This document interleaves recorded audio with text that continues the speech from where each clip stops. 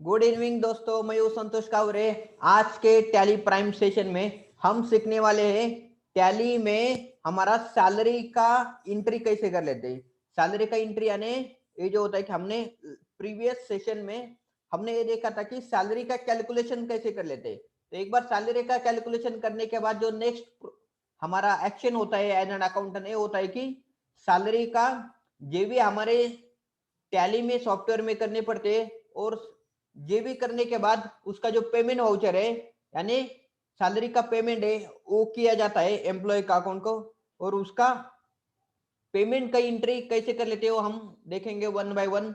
तो सबसे पहले जो है कि हम यहाँ पे मैं आपको दिखाता हूँ कि लास्ट सेशन में हमने ये जो सैलरी जो है वो हमने चेक किया था कि सैलरी जो है वो कैलकुलेट कैसे कर लेते हो। तो सैलरी जो है कैलकुलेट हो गया है हमारा एक्सेल के ऊपर। ये जो सैलरी का जो अमाउंट है यहाँ पे दिख रहा है। तो सैलरी का अमाउंट कैलकुलेशन होने के बाद हम उसको क्या करेंगे, सैलरी का वाउचर है हम यहाँ पे पोस्ट करने वाले। तो सैलरी का वाउचर पोस्ट करने के लिए दोस्तों हमें कौन से अमाउंट का रिक्वायरमेंट है, क्योंकि सैलरी में बहुत सारा जो अमाउंट होता है कि एम्प्लॉयज अमाउंट होता है, उसमें सैलरी के कंपोनेंट्स होते हैं कि basic, HRA, conveyance, medical allowance, profession, tax deduction होता है, पीएफ डिडक्शन होता है, ईएसआईसी डिडक्शन होता है।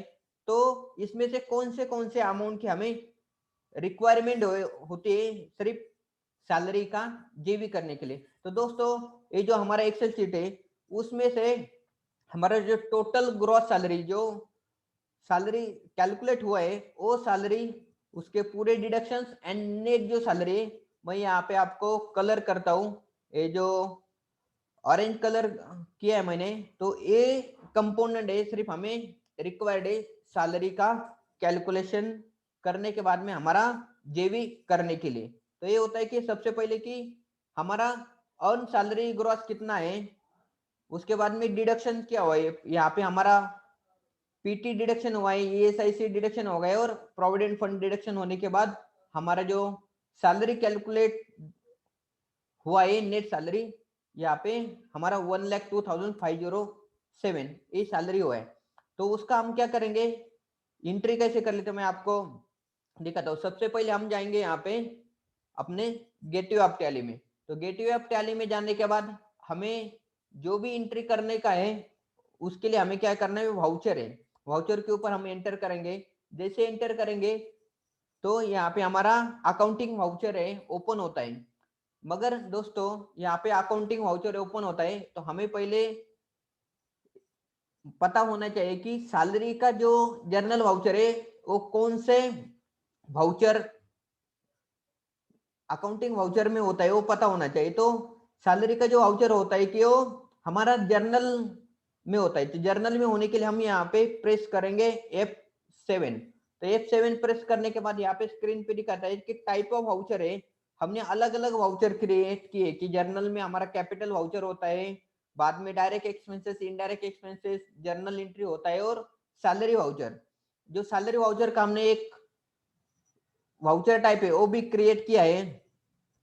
तो आपको जानने का है कि कैसे सैलरी का वाउचर टाइप क्रिएट करते हैं, तो उसका भी हमने वीडियो प्रीवियसली बनाए हैं, उसका लिंक है हमारे डिस्क्रिप्शन बॉक्स में दिया है, तो वो भी आप जाके चेक कर सकते हो। मैं यहाँ पे सिलेक्ट करता हूँ कि सैलरी वाउचर। तो सैलरी वाउचर करने के बाद यहाँ पे रेफरेंस नंबर है, तो रेफरेंस यहाँ पे हमें जो है हम यहाँ पे कर सकते हैं कि जो सैलरी हमारा जो है मई मंथ का सैलरी, तो यहाँ पे मई 2021 ऐड कर सकते हो और 31 मई का डेट हम यहाँ पे एंटर कर, 31 मई 2021 है तो यहाँ पे भी हम 31 मई 2021 डेट एंटर कर लेते हैं और यहाँ पे हमारा डेबिट जाएगा।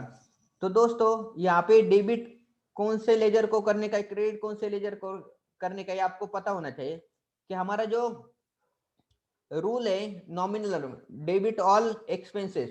तो जो सैलरी जो होती है हमारे एक्सपेंसेस होते हैं, तो इसमें से जो है सैलरी कैलकुलेट हुआ है यू कॉलम में 1,08,908, ये हमारा जो है हमारी कंपनी का एक्सपेंसेस है। तो हम यहाँ पे जो सैलरी है उसको एक्सपेंसेस में कर लेंगे 108968। तो यहाँ पे क्या कर लेंगे, सैलरी टाइप करेंगे। सैलरी यहाँ पे हमने क्या किया है कि सैलरी अकाउंट है, ये है हमारा इनडायरेक्ट एक्सपेंसेस है। डायरेक्ट यहाँ पे हम चेक कर सकते हैं, यहाँ पे हमारा इनडायरेक्ट एक्सपेंसेस है, तो हमें उसको ऐड करके एक एंट्री कर देंगे कि 108968। तो यहाँ पे होंगे कि 108968, ये होगा हमारा सैलरी। करेक्ट है।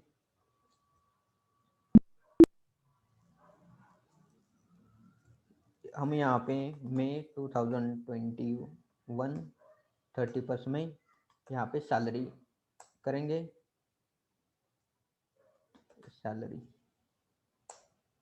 सैलरी होने के बाद 108968 ये अमाउंट हो गया हमारा। वो होने के बाद यहाँ पे हम करेंगे कि क्रेडिट कौन से कंपोनेंट करने का। क्रेडिट करने का तो यहाँ पे कि जो जो अमाउंट है हमने डिडक्शन की है तो हमारा वो क्रेडिट करना पड़ेगा।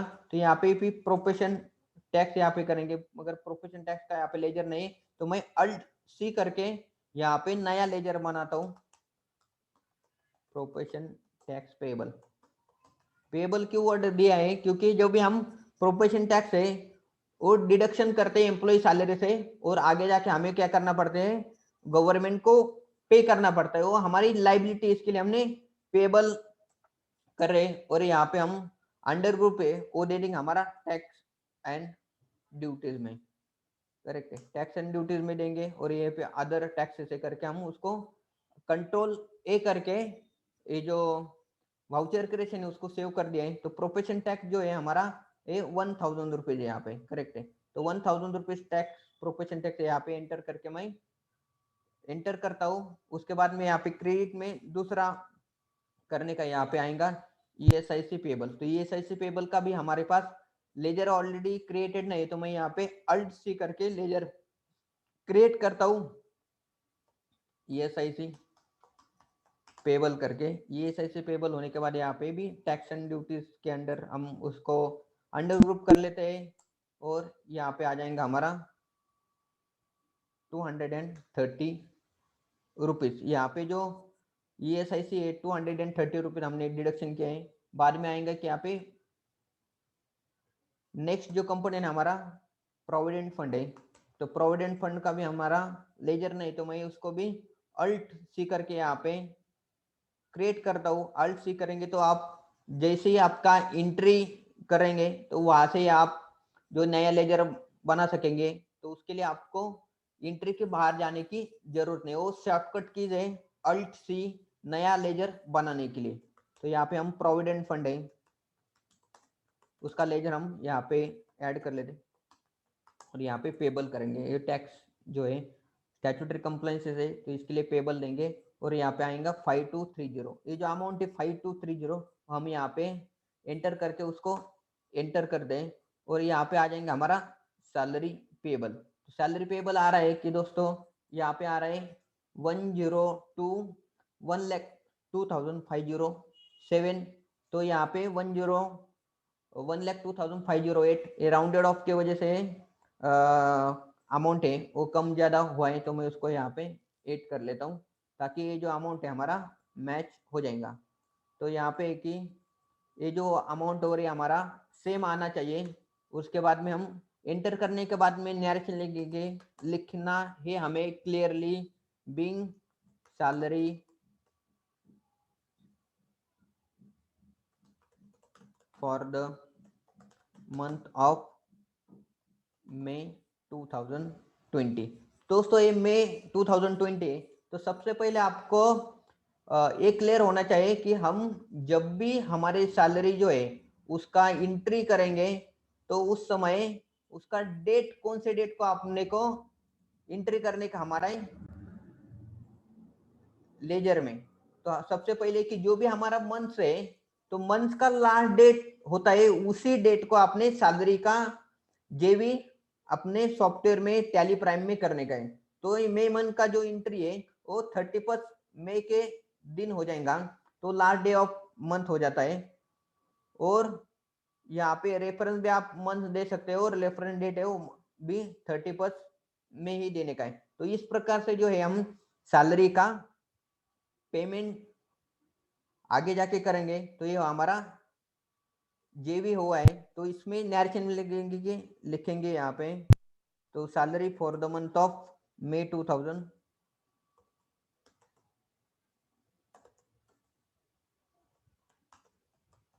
मंथ ऑफ May 2021, ऐसे करके मैं उसको एंटर करूंगा।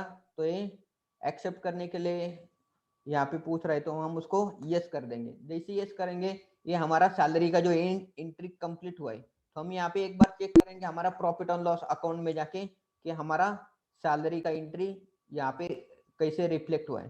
तो उसके लिए जाना पड़ेगा प्रॉफिट एंड लॉस अकाउंट में, और इसके बाद में आता है हमारा इनडायरेक्ट एक्सपेंसेस। तो इनडायरेक्ट एक्सपेंसेस में यहाँ पे देखेंगे कि सैलरी अमाउंट है, यहाँ पे हमने मई मंथ की सैलरी जो अप्रैल का ऑलरेडी यहाँ पे एंट्री किया है, और यहाँ पे हमने मई मंथ का एंट्री यहाँ पे दिख रहा है। तो यहाँ पे आता है कि डेट आता है, इसके बाद में आता है कि पर्टिकुलर, और यहाँ पे हमारा वाउचर टाइप है, सैलरी वाउचर है, वाउचर नंबर है 3 नंबर, और यहाँ पे हमारा डेबिट अमाउंट, इतना जो अमाउंट है वो डेबिट हुआ है हमारे प्रॉफिट एंड लॉस अकाउंट में 1,08,968। तो दोस्तों इस तरह से जो हो गया हमारी क्या जर्नल वाउचर हो गया। तो मगर जर्नल वाउचर होने के बाद में क्या है कि ये तो हो गया हमारा पेबल अमाउंट क्रिएट हुआ है, मगर उसके बाद में जब हम एम्प्लॉय की सैलरी अमाउंट है वो क्या कर लेते हम आगे पेमेंट कर लेते। तो उसका भी हम यहाँ पे एंट्री लिखेंगे कि एम्प्लॉय सैलरी का पेमेंट का जो एंट्री है वो कैसे कर लेते हैं। तो दोस्तों एक पेमेंट का एंट्री है तो बहुत ही इजी होता है कि जब भी हम क्या करेंगे कि सैलरी पेमेंट करते हैं, तो एक 3 टाइप में सैलरी पेमेंट होता है। एक तो होता है कि आप कैश से सैलरी पेमेंट करते हैं, मगर अभी क्या है कि सभी जो डिजिटल वो हो गया, ऑनलाइन बैंकिंग वगैरह प्रोसेस शुरू हुआ है, तो उसके लिए क्या है कि हमें जो है उसको भी हम फॉलो कर सकते हैं कि हम ऑनलाइन ट्रांसफर जो है वो कर सकते हैं।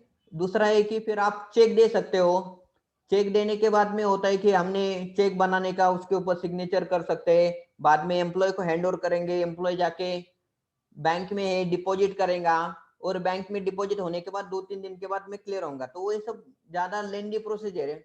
और सबसे आसान जो थर्ड वाला जो प्रोसेस है वो ये कि आप डायरेक्ट क्या कर सकते हैं कि ऑनलाइन इंटरनेट बैंकिंग यूज करवा के जो भी हमारे एम्प्लॉय है उसको हम क्या करेंगे अमाउंट ट्रांसफर करेंगे।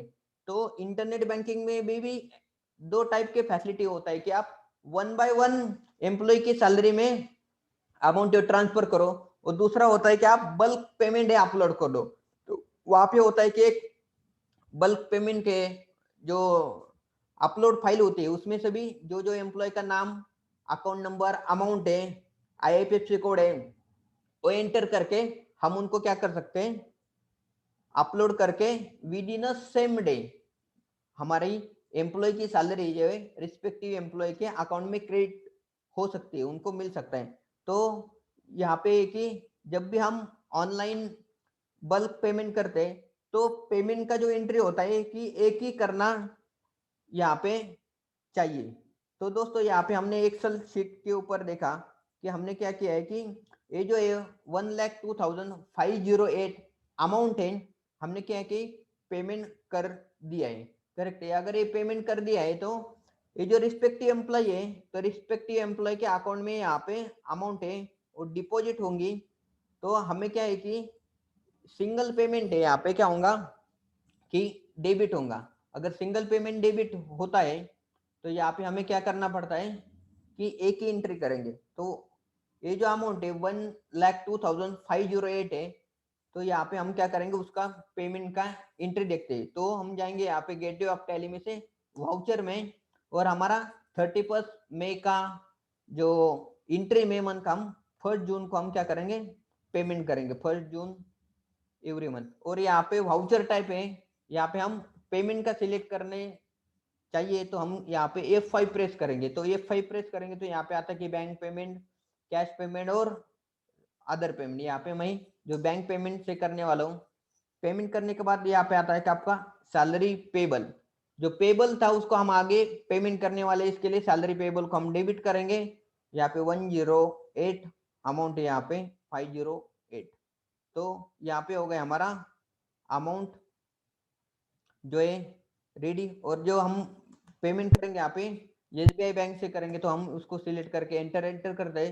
तो एसबीआई बैंक से अमाउंट है यहाँ पे ई ट्रांसफर जो ट्रांजेक्शन टाइप है एंटर करेंगे, उसके बाद में अमाउंट आ जाएंगे, अमाउंट के ऊपर एंटर करेंगे और बाकी सब चीजें हैं ये लिखने की जरूरत नहीं। तो हम एंटर करके आगे आते हैं।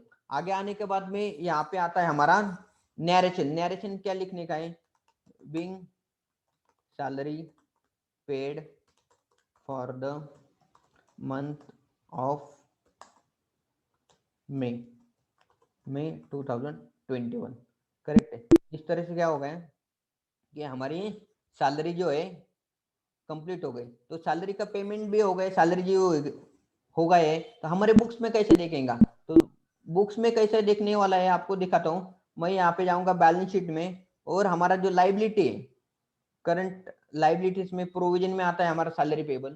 तो यहाँ पे अमाउंट है, एंटर करने के बाद यहाँ पे दिखाई देंगे कि हमने अप्रैल मंथ का जो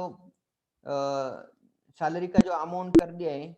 उसके बाद में यहाँ पे दिखेगा हमारा मई मंथ में हमने क्या किया था, यहाँ पे 1,02,508 का अमाउंट का जेबी किया है, और उसके बाद में 1 जून को पेमेंट किया है। तो ऐसे दोनों भी एंट्री जब होते हैं तो उस समय आपका जो सैलरी पेबल का अकाउंट है वो मैच होके यहाँ पे 0 हो जाता है। तो दोस्तों इस टाइप से जो है आप आपके सैलरी के पेमेंट वाउचर का एंट्री करके आपका जो अकाउंटिंग है वो पूरा हो जाता है। तो दोस्तों इस तरह से जो है आप आपके जो सैलरी का जेबी एंड आपका पेमेंट वाउचर है, इस तरह से आप पेमेंट कर सकते हो। तो दोस्तों ये वीडियो आपको कैसा लगा आप कमेंट बॉक्स में जरूर बताइए। अभी तक आपने हमारे चैनल को सब्सक्राइब नहीं किया तो सब्सक्राइब करो, बेल आइकन को हिट करो। फिर मिलेंगे ऐसे ही नए वैल्यूएबल वीडियो के साथ, तब तक के लिए बहुत बहुत शुक्रिया। Thank you so much.